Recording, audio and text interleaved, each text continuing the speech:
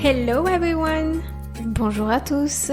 Nous sommes heureuses de vous accueillir dans ce nouvel épisode des Sisters Bubble, le podcast qui vous aide à aligner votre mental et votre corps pour vivre à votre plein potentiel. Vous avez été nombreux et nombreuses à nous demander plus d'informations sur le Reiki suite à la stories de Manel. Alors aujourd'hui, nous allons vous en dire un peu plus. Vous découvrirez l'histoire du Reiki, en quoi cette médecine ancestrale consiste et notre expérience sur notre première séance. Alors installez-vous confortablement et c'est parti pour un moment de partage avec nous.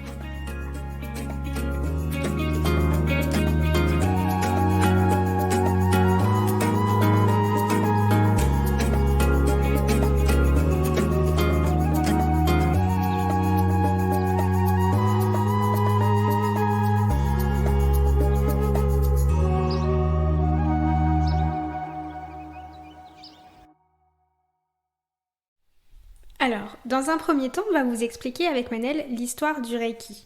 Faut savoir que l'histoire traditionnelle a commencé dans les années 1800, bien que ses racines soient bien plus anciennes. Le Reiki fait partie de nous et est universel. Dans la civilisation Mu, par exemple, les enfants étaient formés au Reiki dès l'école primaire. Avec la disparition de la population, s'est éteint un petit peu le savoir qui a été transmis seulement à très peu d'élus. En effet, comme le disait Sarah, le savoir du Reiki a disparu avec cette communauté-là, mais elle a quand même continué à perdurer en se transmettant de maître en maître et de maître à professeur. Le Reiki a réapparu par un japonais, directeur de l'université de Doshisha à Kyoto, qui s'appelait Mikao Usui. Il était également pasteur et en fait il s'est mis à rechercher suite à des questions de ses élèves qui souhaitaient savoir comment Jésus accomplissait ses guérisons. Et en fait, il n'a pas pu répondre à cette question-là et c'est quelque chose qui l'a beaucoup tourmenté. Par la suite, il s'est du coup mis à chercher le comment du pourquoi. Sauf que les autorités japonaises ont refusé qu'il fasse des recherches et qu'il parle de cette façon de guérir. Et il s'est du coup porté un peu plus du côté du bouddhisme. Donc l'histoire dit, même si certaines personnes le contredisent, en tout cas il y a des écrits qui diraient qu'il est parti par la suite étudier aux États-Unis et ensuite il est retourné au Japon pour devenir moine bouddhiste. C'est par la suite qu'il a découvert ce savoir du Reiki lors d'une transe et il a du coup voulu transmettre son savoir à d'autres personnes. Il a du coup formé 18 maîtres, dont Shujira Hayashi, qui a fondé une clinique soignant uniquement par le Reiki. Du coup, dans cette clinique-là, il y a une femme hawaïenne, qui s'appelle Awayo Takata, qui est venue se faire soigner suite à une tumeur et qui a réussi à guérir suite aux soins administrés par le Reiki. Et c'est elle qui a apporté en fait le savoir du Reiki en Occident. Voilà un petit peu pour l'histoire du Reiki. Alors maintenant, on va essayer de vous expliquer tout simplement qu'est-ce que le Reiki. Donc il faut savoir que Reiki, ça veut dire énergie vitale universelle.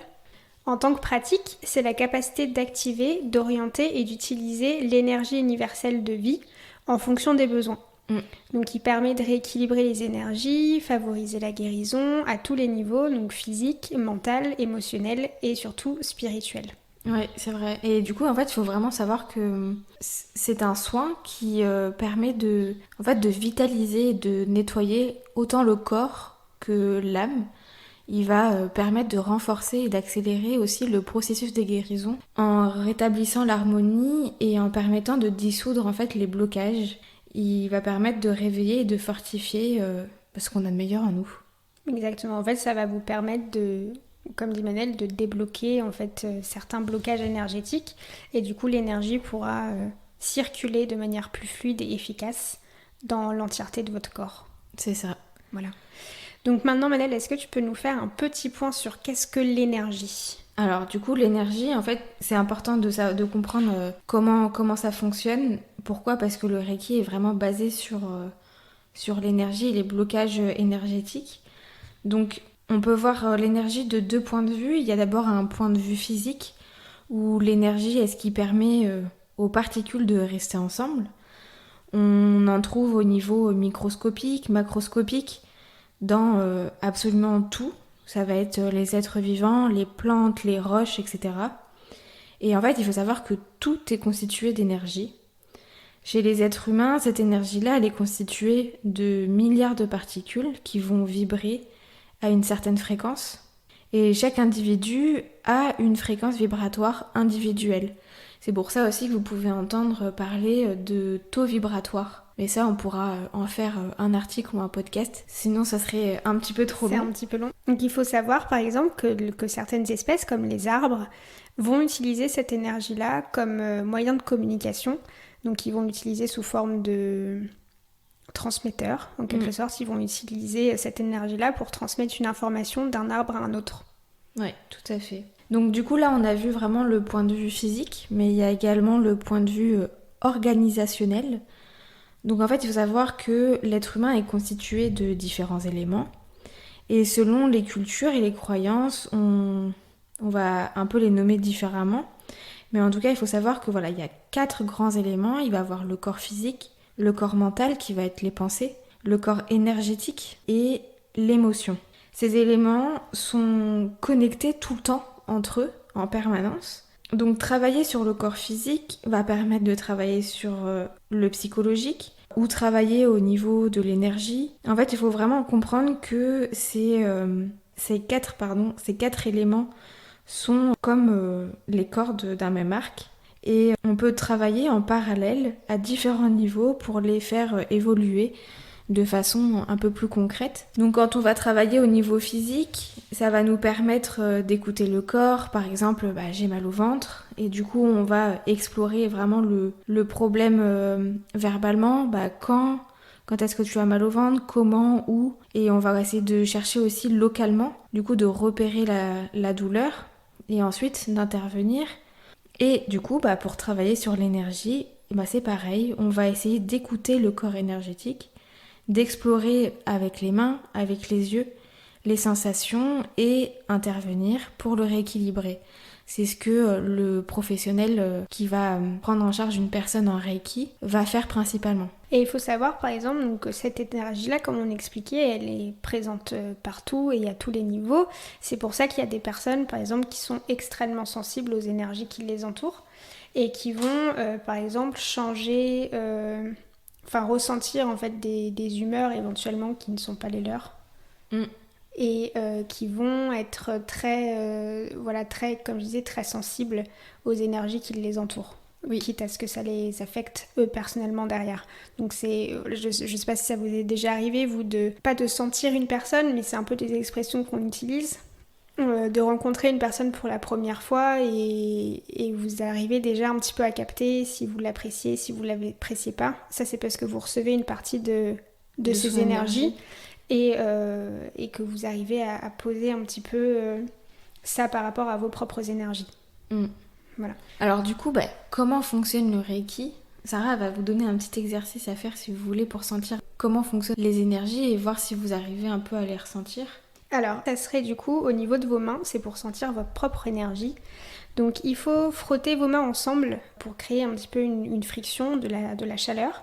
Puis vous allez les écarter légèrement et effectuer des petits mouvements du coup et vous allez commencer à sentir soit de la chaleur qui s'en dégage par exemple, qui vient de la boule d'énergie, soit aussi une sorte de, pas de pression, mais comme s'il y avait quelque chose un petit peu entre vos mains.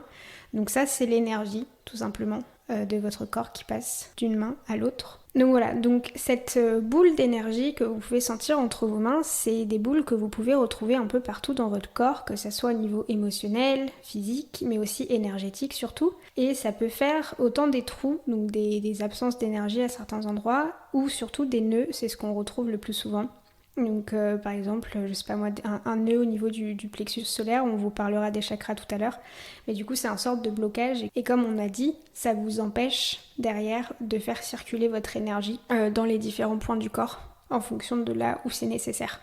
Alors Manel, est-ce que tu peux nous expliquer rapidement comment c'est transmis ces énergies-là justement ? Oui, il faut savoir que Le processus, c'est assez simple, assez basique. Le praticien va servir de donneur. Ça va être le canal d'énergie. Il va pas nous transmettre son énergie à lui, mais il va permettre en fait à l'énergie d'entrer et de ressortir par notre corps et de libérer en fait tous ces, comme tu disais Sarah, ces nœuds énergétiques qui peuvent être à l'intérieur de notre corps. Il va nous aider en fait à avoir une énergie qui va être plus fine et qui va pouvoir circuler plus facilement dans notre corps. C'est le travail justement du praticien de Reiki.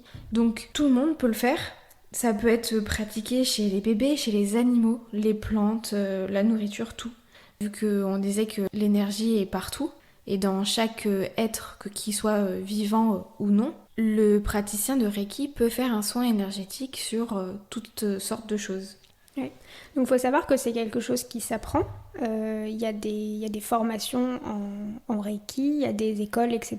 Donc les écoles se trouvent plus en Asie, parce que c'est là-bas que les pratiques sont le plus développées. Mais je crois qu'en France, il y a aussi possibilité de faire des formations. Oui, alors en fait, ça va être un peu plus du bouche à oreille. Surtout si par exemple on va voir un praticien de Reiki, comme moi j'aimerais bien me former au Reiki. Et c'est en parlant avec le praticien, là la praticienne chez qui on est allé, qui m'a dit quand tu seras prête à te former, à t'initier au Reiki, je te présenterai mon maître Reiki. Donc il faut savoir qu'il y en a, oui partout c'est possible, mais du coup ça va être un peu plus du bouche à oreille. Ouais. Avant de vous expliquer, parce qu'on va quand même, vu qu'on a fait les cobayes pour vous, on va vous expliquer un petit peu comment notre séance s'est passée, mais avant ça, ce serait intéressant pour vous qu'on refasse un petit point sur les chakras. Je pense que c'est quelque chose qui parle à beaucoup de monde. Vous avez déjà dû voir la fameuse petite image de quelqu'un assis en tailleur avec plusieurs pointes de couleurs alignées tout au long du corps. C'est important de comprendre ça parce que le Reiki travaille sur les chakras justement, parce que les chakras sont des points énergétiques. Donc Manel, est-ce que tu peux juste nous expliquer le mot chakra? Oui, du coup le mot chakra signifie roue d'énergie. Il faut savoir que les chakras sont issus, alors c'est un système de croyance qui vient de l'hindouisme et en fait il désigne des centres de lumière et d'énergie qui auraient une réalité physique et physiologique au même titre que tous nos organes. Donc chaque chakra est relié à l'une des 7 couleurs de l'arc-en-ciel et va vibrer à une vibration différente. Elle va également avoir une note de musique, mais ça je vous donne un peu plus d'informations dans l'article qui est sorti cette semaine.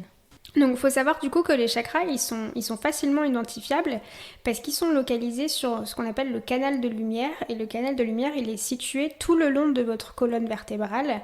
Ça fait le lien entre la terre et le ciel. Et ça va commencer du coup au niveau de votre bassin jusque le haut de votre tête. Oui, tout à fait.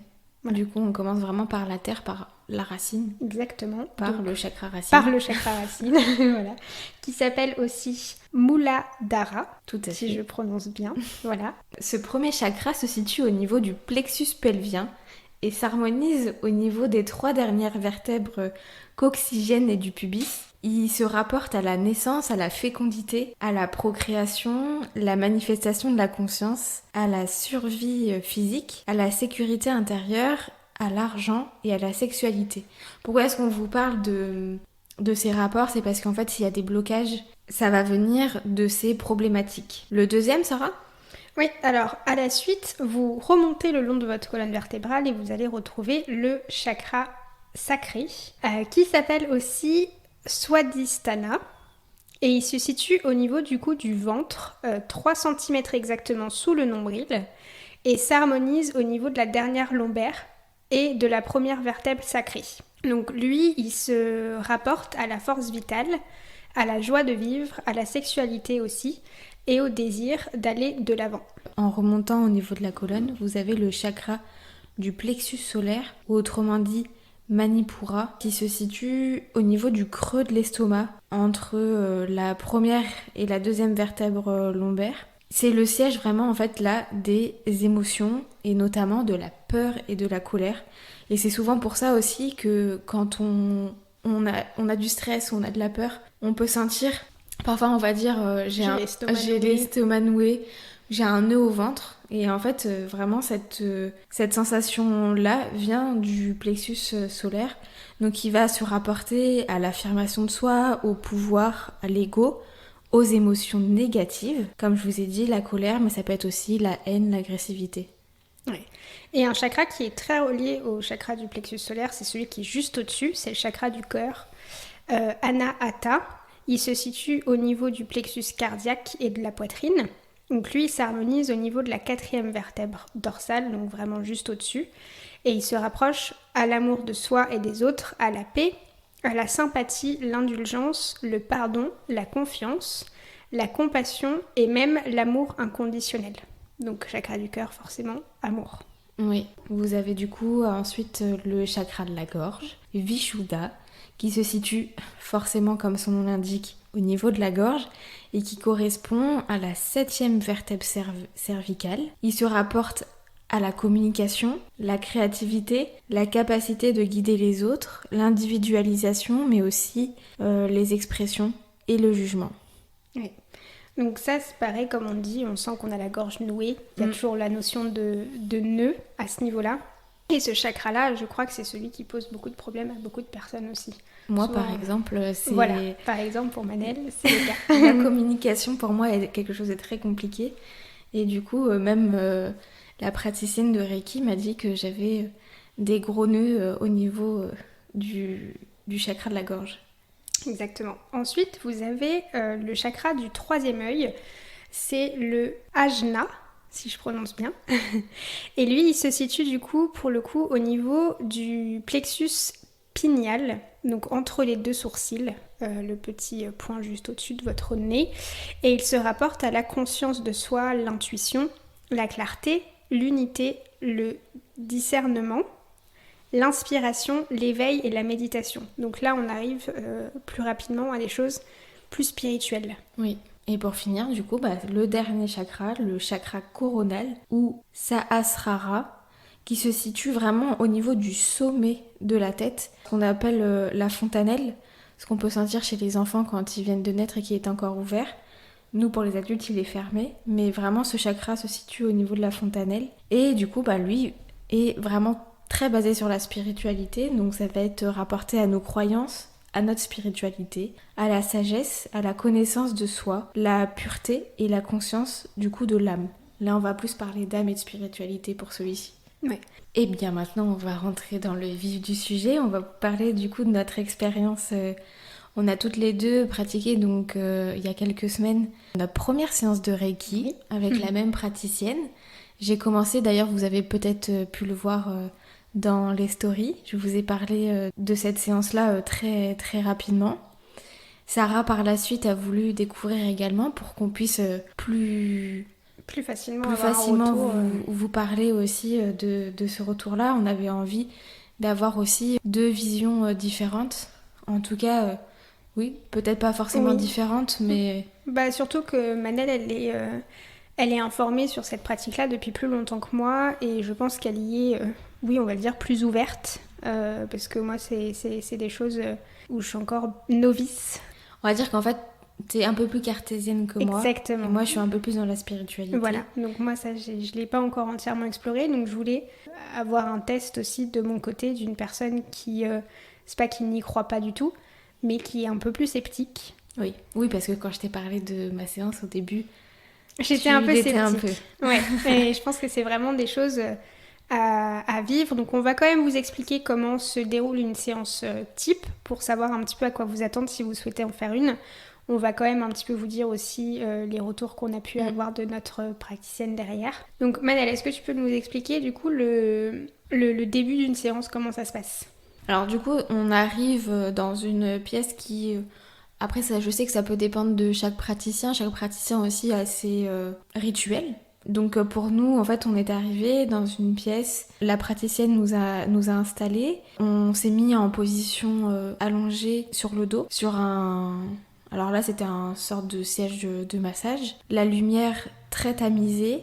Il y avait pour moi en tout cas un fond de musique avec également un diffuseur, je pense. Un diffuseur d'huile essentielle. En tout cas, il y avait une odeur assez particulière. Et la praticienne nous explique un petit peu comment va se passer la séance, tout simplement. En disant que en soi elle va pas nous toucher vraiment ou seulement en posant sa main sur des parties de notre corps. Ouais, c'est pas un massage, hein. Ne vous attendez pas à un massage, c'est ce qu'on appelle un massage énergétique. Mais en soi, par poser ses mains au-dessus sans être au contact de notre peau ou à certains points, elle va pas appuyer sur des nœuds ou quoi que ce soit. Non, voilà, elle utilise uniquement ses mains d'ailleurs. Oui. Elle n'utilise aucun instrument et un tout petit peu avant qu'elle nous installe sur la table, elle va éventuellement vous poser des questions. Oui. Elle va discuter un petit peu avec vous. Elle va vous poser des questions spécifiques, je pense, pour après choisir un petit peu les techniques qu'elle décide d'utiliser. Donc qu'est-ce qu'elle fait exactement? Comme on vous a dit, elle suit un processus. Donc elle commence... par le haut. Et elle finit du coup au niveau de vos pieds. Et en fait, elle va poser ses mains sur les chakras. Oui. En insistant sur certains chakras en fonction de votre nécessité. Et en fait, elle va permettre de faire circuler les bonnes énergies, soit pour ajouter de l'énergie sur un certain point où vos chakras en ont besoin, soit du coup débloquer à l'inverse. Oui. Elle va dénouer en fait les nœuds s'il y a nécessité. Et elle va vraiment servir de canal énergétique pour recréer l'énergie qui a pu soit être coupée, soit être bloquée. Exactement. Voilà. Donc il faut savoir que du coup au niveau corporel, vous pouvez sentir des choses différentes. Ça a été le cas pour nous deux. Moi par exemple, j'ai ressenti que ses mains étaient extrêmement chaudes. Donc là pour le coup, c'était une table de massage chauffante. Et en fait, parce qu'on est d'abord sur le dos puis après sur le ventre. Et ses mains avaient quasiment la même chaleur que la table, donc comme si on nous mettait un petit radiateur humain dessus. Et à l'inverse, toi, Moi, les mains étaient par moments en fait très chaudes et par moments glaciales. Après, au niveau des sensations du corps, moi j'ai pu ressentir par moments des frissons qui m'ont parcouru le corps, surtout au niveau... Quand elle a mis sa main au niveau du chakra-gorge, j'ai senti des fourmillements partout sur mon côté droit, dans toute ma joue, dans tout mon visage. Ouais, moi ça j'en ai pas du tout ressenti, mais par contre, parce qu'à l'inverse, moi il faut que je travaille sur mon chakra du cœur et le plexus solaire, et quand elle appuyait à ce niveau-là, ça m'en a coupé plusieurs fois la respiration. Donc vraiment, je vais pas dire un sentiment d'étouffement, mais comme si en fait il y avait quelqu'un un petit peu qui était assis sur votre cage thoracique, et du coup que prendre des grosses inspirations c'était compliqué. Donc moi ça a été plus ça. Ça m'a fait ça aussi. Ouais, que j'ai ressenti un peu comme si voilà, on vous avait mis un coup dans la poitrine, dans le plexus. Et que ça empêche de respirer. Alors on vous rassure, elle l'appuie pas du tout. Hein. Ah non, vraiment, elle pose les mains. Il n'y a pas du tout d'appui, de pression des mains. Mais c'est vrai que moi aussi, je l'ai ressenti. Mais ça, en fait, c'est propre à chacun. Ça dépend aussi en fonction de où sont les blocages énergétiques.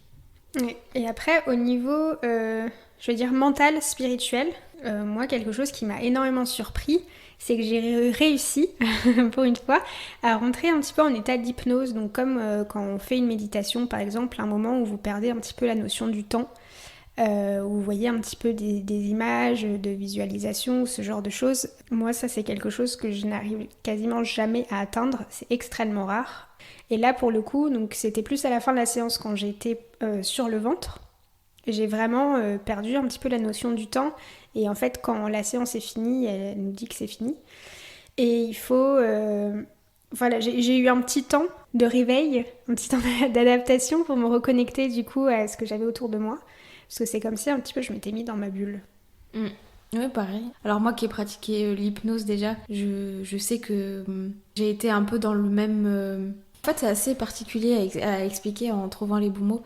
J'ai ressenti un état d'hypnose aussi, à l'encontre de l'hypnose où moi je me rappelle jamais des séances, mais je me rappelle parfaitement de ce que j'ai entre guillemets rêvé. Ouais, en fait c'est un peu comme la petite phase où on est sur le point de s'endormir. Vous êtes en train de rêver, mais vous êtes conscient que vous êtes en train de rêver. Je sais pas si vous voyez ce que je veux dire. Donc voilà, vous savez que vous êtes en train de voir des images ou quoi que ce soit. Vous en êtes totalement conscient, vous êtes conscient de tout ce qui se passe autour, mais sans interagir avec l'extérieur. Voilà. Donc je sais pas si c'est assez compliqué à expliquer. C'est assez compliqué à expliquer, et c'est surtout, je pense, très personnel. Il faut le vivre pour pour comprendre un petit peu ces ressentis-là. Et puis peut-être que vous ressentirez pas les mêmes choses et d'autres choses aussi dont on n'a pas parlé. C'est ça. Donc une fois que la séance, donc elle vous prévient que la séance est finie, donc elle vous donne le temps de vous éveiller, de vous habiller, parce que moi personnellement, j'étais en sous-vêtements avec un bon petit plaid, un bon petit plaid par-dessus. Et pour moi, je crois pour toi aussi, elle a utilisé des huiles essentielles à la fin. Alors moi non du coup parce que comme je suis enceinte. elle a pas pu utiliser des huiles essentielles, mais elle a diffusé quelque chose au-dessus de moi. Ouais, elle a mis un petit pchit, donc moi c'était vraiment, je pensais à base d'huile essentielle pour le coup. Et je pense que c'est pour vous permettre de vous rattacher à l'odeur pour ressortir de votre petite session d'hypnose. Et à la fin, elle fait un point. Elle fait un point. Ouais. Sur ce que elle a pu ressentir ou voir. Et elle nous pose aussi des questions sur qu'est-ce qu'on a pu ressentir ou voir. Donc pour moi par exemple, elle m'a posé des questions sur ma naissance, elle m'a posé des questions sur mes problèmes de communication, voilà, sur plein d'autres choses un peu plus personnelles. Mais voilà, elle nous pose des questions et en fait elle nous explique qu'est-ce qu'on devrait travailler, qu'est-ce qu'on devrait faire pour améliorer et continuer à ce que cette énergie-là qu'elle a libérée en nous en fait continue à circuler correctement. Oui, parce qu'il faut savoir que ça met à peu près 28 jours pour continuer à ressentir ce flux d'énergie-là. Donc les choses peuvent encore se débloquer sur 28 jours, c'est un cycle complet. Mais en attendant, comme Manel dit, elle nous donne des petites pistes. Donc pour toi, c'était plus le chakra de la gorge. Moi, c'était de la gorge jusqu'au plexus solaire. Voilà. Moi, j'ai eu aussi un petit peu le plexus solaire, donc à essayer de voir le pardon, ce genre de choses, à commencer à y réfléchir, parce que des fois ça peut être des points dont on n'est pas forcément conscient. C'est-à-dire que là, quand elle m'a posé des questions, je ne savais pas trop quoi répondre parce que je n'avais rien de particulier en tête qui pouvait créer ce blocage-là, ou du moins pas consciemment. Du coup, elle m'a demandé aussi beaucoup de travailler par exemple sur mon chakra racine, même s'il n'y avait pas de blocage particulier au niveau du chakra racine. Elle a dit qu'au vu de ma situation et de mon anxiété, ça pouvait être quelque chose. Donc par exemple, elle m'a dit essayer de méditer en visualisant des racines qui sortent des pieds, etc. Voilà. Elle nous conseille aussi beaucoup de boire parce que apparemment on est assez déshydraté après. Et voilà, il faut savoir aussi que ça peut amener, en tout cas moi, ça m'a amené à une très grande légèreté, puis une grosse fatigue d'un coup. Alors moi l'après-midi même, je n'ai fait que dormir. C'est vrai. Chose que je fais quand même assez rarement, en tout cas de dormir autant. Mais j'étais vraiment très très épuisée. Et après, un regain d'énergie. Ça m'est arrivé aussi de pleurer. En fait, on comprend pas trop pourquoi d'un coup. Même si je suis plein d'hormones, généralement, je comprends quand même les pourquoi du comment. Là, pour le coup, ça m'est arrivé une ou deux fois de me mettre à pleurer comme ça. Mais ça, elle explique aussi que c'est quelque chose qui peut-être est inconscient pour nous. Mais voilà, comme Sarah disait, ça met 28 jours à se remettre tout le temps d'un cycle. Donc, il y a des émotions qui peuvent apparaître après, plus longtemps après la séance. Oui, et elle insiste bien sur le fait qu'il faut vous donner le temps. Donc, moi, elle m'a dit de dormir si j'en ressentais le besoin. Il faut prendre le temps. Donc, moi, clairement, j'ai fondu en larmes dans la voiture parce que Manel m'a accompagnée. Je suis remontée dans la voiture et j'ai fondu en larmes comme une petite Madeleine. Mais en fait, je pense que c'est un peu comme elle dit, du moment où on débloque quelque chose, ça peut faire remonter des choses à la surface même si on n'en a pas conscience. Et notre corps, il pleure. C'est ça. Voilà. Il faut laisser sortir les émotions et les énergies, c'est important. Exactement. Voilà. Alors peut-être que vous n'aurez pas de pleurs, faut pas non plus penser que vous allez être super triste. En tout cas, nous, c'est vraiment une expérience qu'on a... Enfin, pour ma part en tout cas, j'ai parlé pour moi. Moi, j'ai adoré pratiquer une séance de Reiki et je sais que par la suite, j'aimerais m'initier au Reiki pour procurer des soins Reiki. Toi, Sarah ? Alors... Moi, je ne serais pas pour l'instant au stade de vouloir me former encore, je pense. Non, mais est-ce que toi, t'as aimé ? Mais franchement, j'ai apprécié, donc je vais pas le cacher, j'étais très stressée avant. C'était quelque chose d'un peu nouveau comme voilà, ça. Voilà, quelque chose d'un peu nouveau, d'un peu spirituel. J'avais beaucoup d'appréhension, peur que ça ne marche pas sur moi, par exemple, ou que ça ne m'aide pas. Et au final, c'est vrai que j'ai quand même senti que la séance m'a fait du bien, limite autant que si je me faisais masser. Bizarrement. Et je pense que c'est quelque chose à explorer. J'aimerais bien refaire d'autres séances pour aller encore plus loin. Alors des fois une séance ça vous suffit, vous pouvez demander à la personne qui vous a fait le soin s'il y a nécessité de revenir. Moi, je pense que j'y retournerai, on vous en reparlera un peu plus en profondeur, mais c'est quelque chose à explorer. Et je veux dire, du moment où ça fonctionne, où ça vous aide au point de vue émotionnel, par exemple, ou même corporel. Par exemple, là, j'ai beaucoup moins mal au dos, parce que je sais que mes douleurs de dos peuvent beaucoup venir du plexus solaire, etc. Et là, j'ai pas de douleur depuis hier. Donc, sachant qu'au moment où on vous enregistre le podcast, j'ai fait ma séance hier, je me dis que si ça peut m'aider sur ces points-là, ça peut être pas mal. Bah Même oui. si j'y comprends pas encore grand-chose.